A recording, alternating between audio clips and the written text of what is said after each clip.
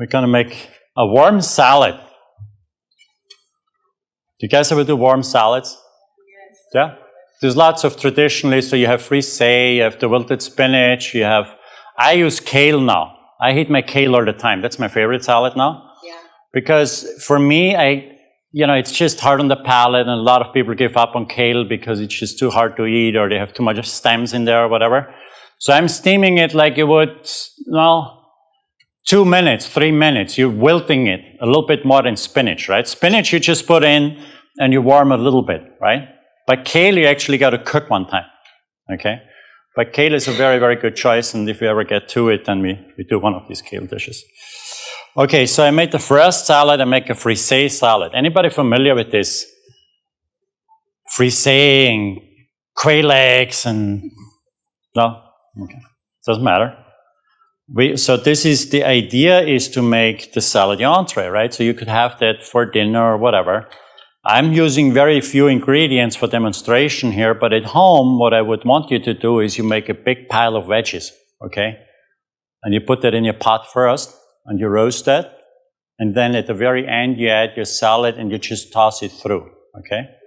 And so you're going to see a couple of these dressings that I'm going to try to make different salads with, okay? So the first one is a frisée with tomato I'm going to use for this. I have garbanzo beans, sesame seeds. This could be anything, okay? Don't worry about this. It's not just whatever you have at home. This is what I did here as well, okay? This is sort of intuitive cooking. Use up whatever veggies you have and throw it in there. Don't worry if, is the mushroom going to fit with it? No, it's going to fit. Don't worry about it, okay?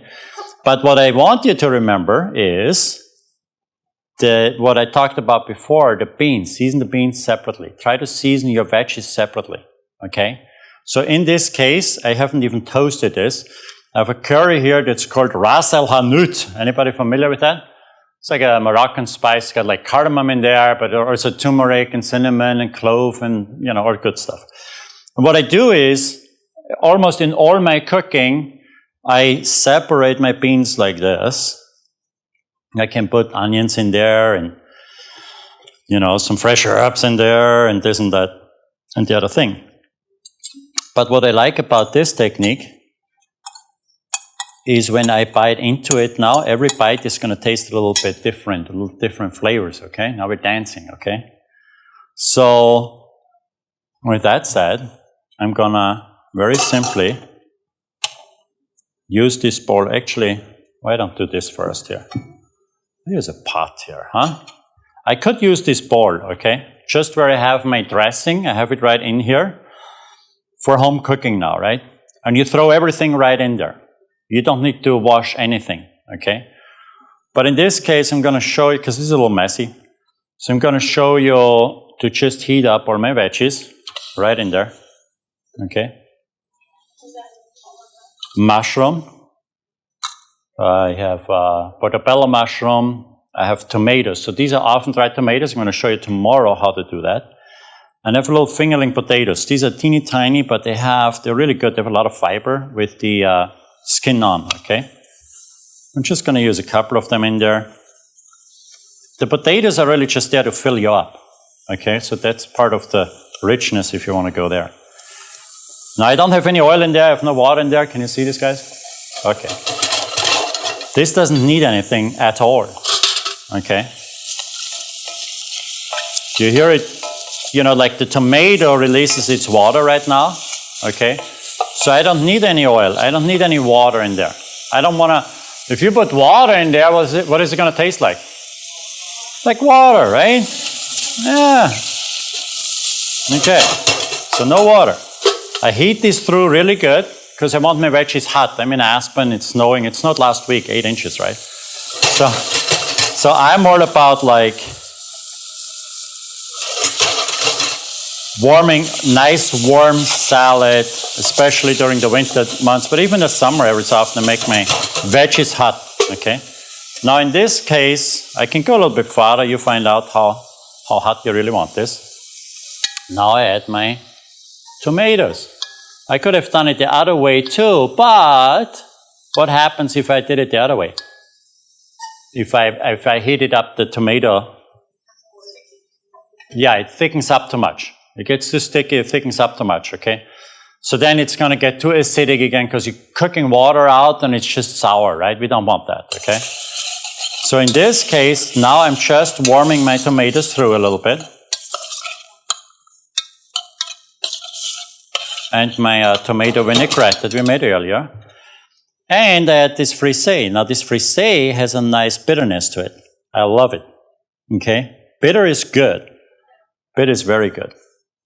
So I'm putting this right in there, and I'm just going to wilt it a little bit. You got to pay attention now, right? So now it's not the time to walk away or anything. Once you put this salad in, you take it off. You mix it through, you just mix it through one time. Okay, just like this. Now it's gotten a little bit too thick for me. And all this is, it reduced the water, as I mentioned before, right? So now I got to replace the water, of course, right? Again, if I don't replace the water, then it's just sour, right? So, and it's going to smell, it's going to taste only from smoked paprika. It would be too strong, okay? So very, very quick salad now. Bam, right on here. Look at these colors. Nice, satisfying appetizer. A nice little crown jewel, the purple one right on top here. So what it's always about is like some herbs on there, okay? Don't be shy on the herbs. I've mentioned it before, right? In my home cooking, I go crazy on herbs. Like I put some thyme, bam, right? That was hard, right? Okay, so a little more right there. I could have added the thyme in earlier and released the flavors a little better, but it doesn't really matter. By the way, when you do the thyme, when you pull it, it's like an asparagus. The top part that breaks off is the soft part already, okay? So you can totally use that in there. You bite right into it, okay? Look how much thyme I use in there. Okay, so imagine eating this salad now. What you're going to have is the smoked paprika. You're going to have thyme up front. And another trick, as I mentioned before, don't chop the thyme. You can maybe chop it just once or twice, but if you want to keep all the flavor, now when I eat this particular salad, I bite into the thyme and say, bam, you get a thyme flavor, right? All right, so let's do the next salad. All right, so the same process. So now we have beans, and I have nuts, and I have roasted sweet potatoes. I use garam masala. Anybody familiar with garam masala? Clove and cinnamon and allspice and all the spices. And so I just roast it in the oven. I'm going to demonstrate tomorrow how I do this one, okay? Then for something a little spicy, I put this purple radish in here, and I have the kale salad. Let's do this. Let's do it old school. What dressing do we do here? Let's do this tahini dressing. Why not, right? Okay. This is much hotter than what I want it to be. I'm going to put a little water in there now. And I'm going to put in my squash. I'm going to put in the radishes. I like to cook the radishes a little bit. So if you have a gas stove at home, you do it this way. I've already demonstrated the other style, how you can do it. And I'm just going to bring this a little bit to a boil. I'm just heating it up, okay? It goes super fast. For the beans, I have a little sunflower seeds in there. And I want to do a little powder mix here. So I have a little nutmeg. And I'm going to put a little coriander. A little chili flake is good, right? Okay. And what else do I like here? Let's see. Yeah, this is celery seed. I'm going to put a little celery seed in there. I'm going to marinate my beans separately. So you see it repeats itself, right? Always the same theme here. Put my beans in there, warm them up. This is old school. I did this like 25 years ago for Wolfgang Puck. It was an interesting way to cook for sure.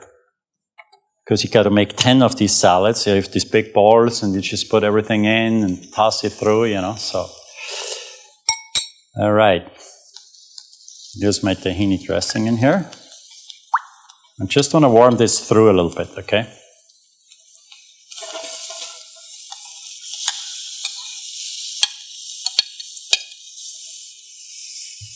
All right. And when you put the kale in, it will soak up a little bit of the liquid.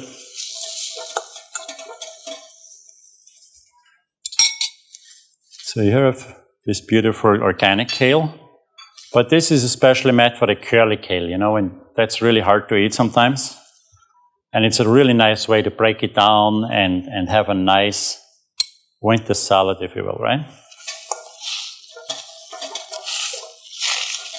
So if you pay attention here, you know, I'm going to give this like 2 minutes. I want this kale really to like one time like heat through, just so it breaks down a little bit, okay?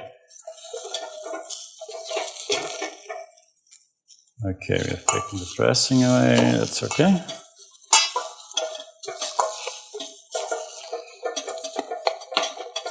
So again, I could use any of these pots here, right?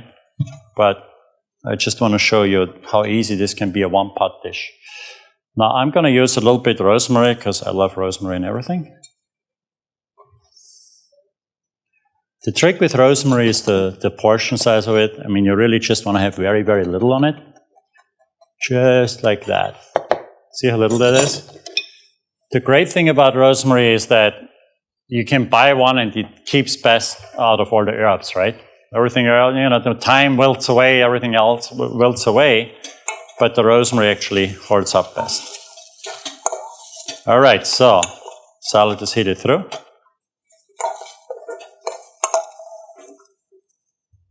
All right. I'm going to do next salad. Is this the right spot? Yeah. So I sort of want to put down my greens first a little bit.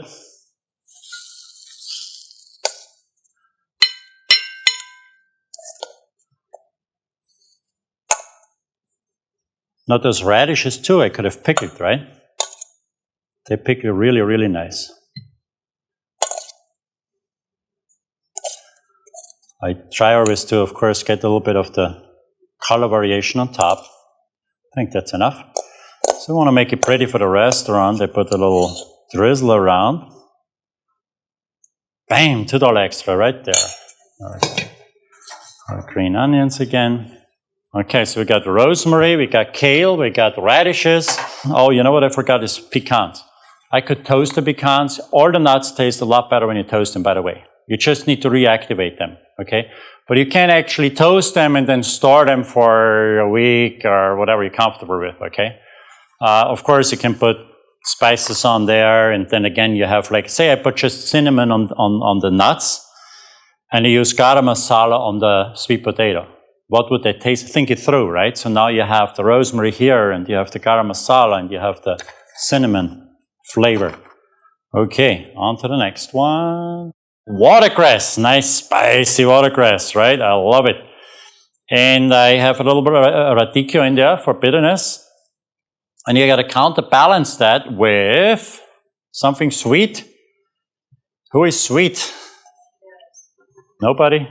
Me? I'm sweet. I don't know. You too? Two of us.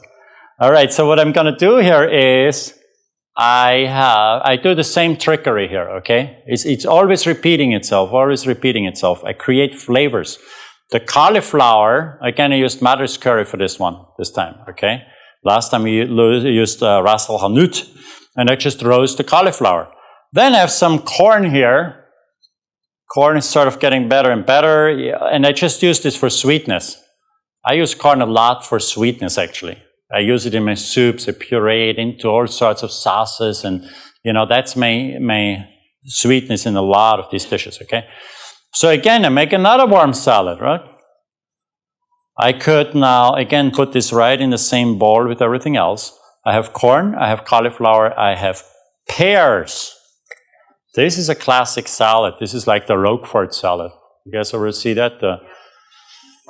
the pear, which is normally caramelized, and watercress, and you got to do it with bacon, of course, classically, right? And then you just warm that salad as well. And I'm so glad they have this really good watercress salad. You guys like this watercress? This is much, much better than the other one, right? The hyper salad, that's not nearly as good, in my opinion. So again, I heat my veggies up here. I caramelize those pears a little bit. I soften them up. Now, if I have pears that are not ripe, you got to just cook it a little bit more. Any of these apples or any of these kind of fruits will cook a lot better, or will eat a lot better if you cook them a little bit. So what am I going to do this time? I'm going to put in first my watercress. Now, you guys ever see the radicchio, how you roast a radicchio in balsamic vinegar? Anybody familiar with that, the Italian style? Maybe I demonstrate that tomorrow. Okay, so I put it right in here. I'm going to turn this off now, because this is a very delicate salad, okay? So unlike the kale that took a long time to cook, this one, I just want to warm it through just a little bit. And I'm going to use...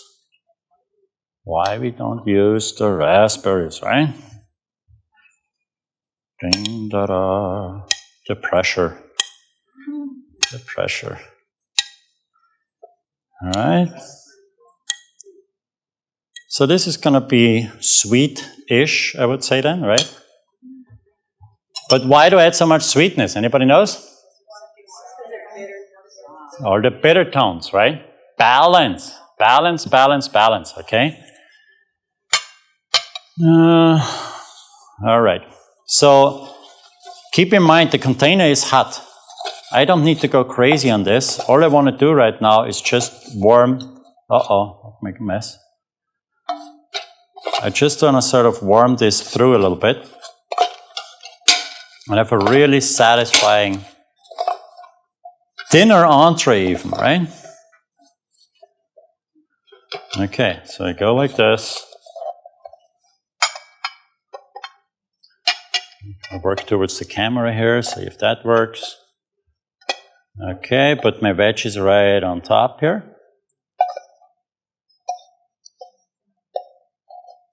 Okay, so we have raspberry, we have corn, we have all those bitter, spicy greens. Okay, but again, don't worry about the cauliflower, the veggie. This is leftover veggie. Think about it in those terms. Okay, the veggie is just what fills you up, okay? So... What spices did you use on the cauliflower and on the corn? Well, in this case, you use the madras curry, and the corn, then I actually made a little chili spice on there. So, so every veggie I season differently. It really boosts your dishes so much. I cannot stress it enough. So here, let's put some dried figs on there. Why not, right? Because I have them. And little chia seeds. The walnuts on there. And for texture, I'm going to cut a little bit extra pear on top. So I know this looks like really complicated for home cooking or whatever, but you can use half of the ingredients I have on there, and I promise you, it's going to stun you how good this salad is. It really is, right? You don't have to use the fresh pears. There's already so much going on. But it's all about charging you more money, right?